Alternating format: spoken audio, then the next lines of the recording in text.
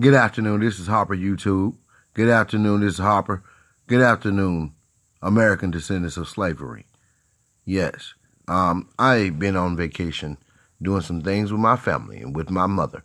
And I also experienced still the ADOS. I experienced the ADOS lifestyle also with her, but we enjoyed ourselves and we had a wonderful time. I come to let you know that I've been following and I've been keeping up with my community and keeping up with my brothers and sisters out there and what we are doing. And I want to thank you guys first for understanding having the refreshness of understanding that this is a beginning of something. And it's not something that we say, oh, we got some going, boom, boom, boom. It's not that. This is a lifestyle that we practice in terms of moving forward as a unit in the community, as gathering ourselves in a unit to be remembered the right way and rectified in terms of the rule of law and government policy and our inheritance, the things that will make our community swell in terms of accessing some type of wealth amongst each other. This is a beginning to something, a beginning to open, transparent government, a beginning of something of being important in terms of a democracy.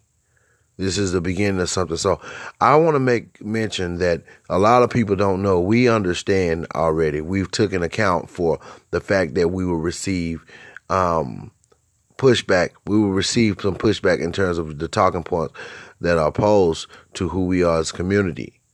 I wouldn't say opposed to our agenda because this is who we are as a community. You know, the agenda is to rectify and to keep us in a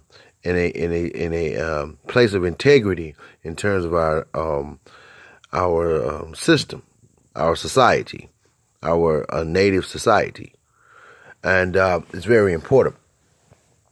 So I want you to know that I appreciate it out there, and this is a beginning to something that we already that we have been basically without, and that's first a unit. I mean, we don't need to be pushed together like lab rats in terms of a unit for other people to control and do experiments on. We're people. We're people with intelligence and prestige. We have HBCUs in this country. We have fights and wars in this country that we have prevailed. We're very important people. We're not a people due to be disrespected and undermined by the United States government. Okay, throughout the diaspora, we're not to be dealt with in that fashion. We're very important people and a brilliant people. And there's something that has caused our people to be harmed, and that's the denial and neglect in terms of our homeland. I'm not talking about Africa. Everybody come from Africa if you want to be, if you really want to be technical. Everybody came from Africa. That's the motherland. However, we do know our ancestors that were brought over the slave ships. A lot of them came from the African diaspora, and some didn't, because we have things in us that are even here as a native to this country. But we are natives here. We've been here 600 years. So we are the ones that are responsible for the wealth of this nation in terms of cotton gin, and then the wealth of it in terms of laws being put into place. We got those things done. So what we're doing now, the Black Agenda and ADOS and Black Empowerment, is a new thing that we are not looking at as a project. It's a lifestyle, what we choose to embrace.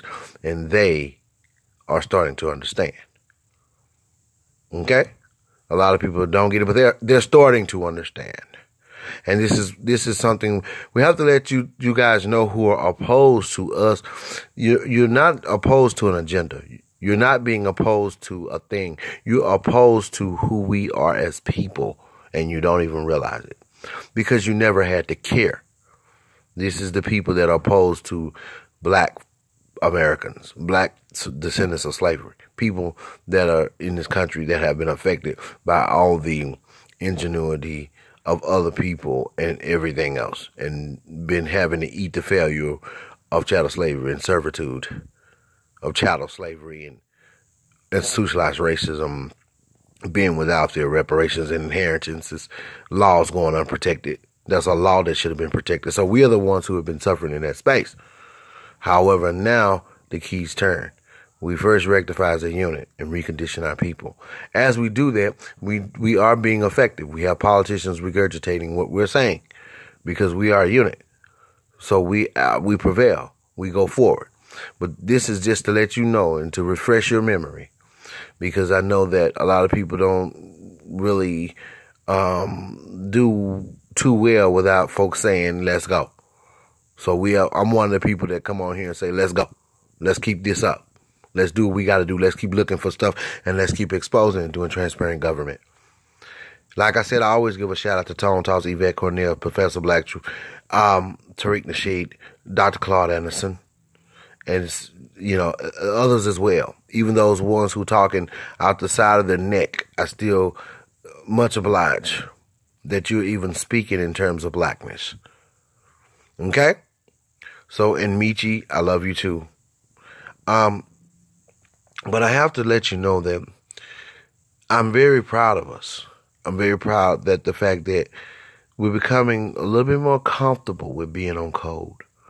I've been talking to my family, and I have a lot of history in my family to remember.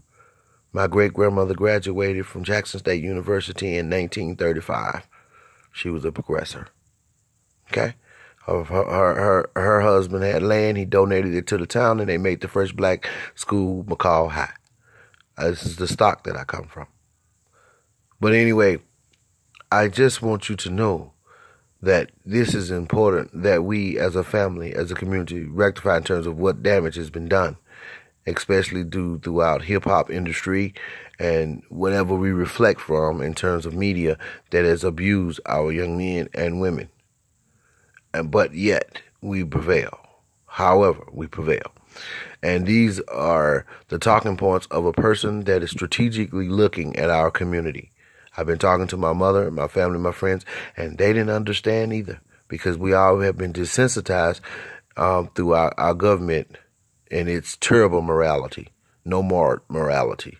No more compass in terms of the rule of law and business as it pertains to us and who we are. Even gave us a president that resemble us, but do not have our culture in terms of history in this nation. Okay, so that's the benign and neglect. That's a way to say, hey, we got you, but not. We all know. So I've been talking to people, and they're starting to understand we are black people. You cannot run and hide from the truth. I don't care what you got. I don't care what your bank roll look like. You black first. And I am black first. And I've been in successful spaces in my family. I got dignitaries in my family. That doesn't matter. That doesn't matter. We all experienced the ADOS story. This is a ADOS story. We've all experienced it. If we're American descendants of slavery, I know mayors that are ADOS, that are American descendants of slavery. All kinds of people that are in high spaces, and actors and stuff, and Hollywood millionaires.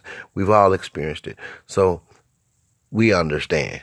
We've given an account for all this that we experiencing now, and what our people would say. And we know people are in the matrix, but the lights come on.